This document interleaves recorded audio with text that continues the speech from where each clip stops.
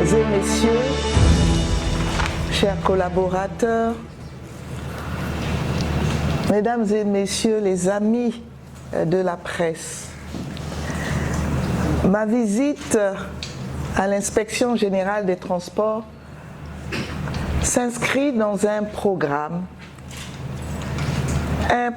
découlant de ma nomination à la tête du département ministériel en charge des transports. Et ce, depuis le 10 janvier, si l'on s'en tient au décret, et une visite donc qui fait suite à celle que j'ai déjà réalisée dans certaines structures. C'est pour cela que d'emblée, monsieur le directeur général, monsieur l'inspecteur général des transports, je voudrais ici corriger. Il ne s'agit pas d'une présence inespérée, mais bien d'un souhait profond du ministre que je suis de me rapprocher des collaborateurs que vous êtes.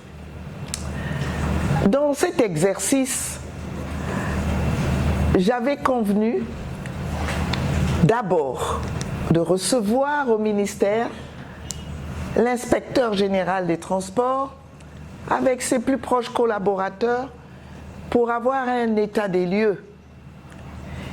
Et dans un second temps, de me rendre sur place pour avoir une séance de travail complémentaire, mais surtout avoir une discussion avec les représentants du personnel, puis clore le tout par une visite des lieux.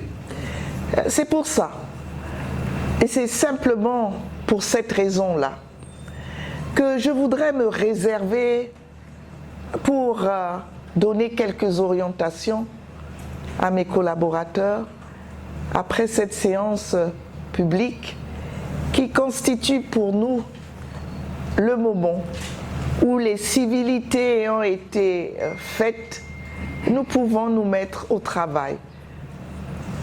Vous aurez ainsi tous compris que ma priorité, c'est le travail. Point trop de discours, mais plutôt le travail. Et pour que j'assume ma charge avec un maximum de chances, d'atouts, de réussir cette haute mission, je voudrais consacrer ce temps plutôt à l'écoute. Et en conséquence de quoi, je voudrais donc remercier tous nos amis de la presse qui pourraient donc me laisser avoir cette opportunité ô combien précieuse à mes yeux d'entendre mes collaborateurs parler à la fois de la situation de cette structure et peut-être quelque part donner quelques appréciations de l'ensemble du secteur des transports, puisque je suis au lieu dit de l'inspection générale des transports.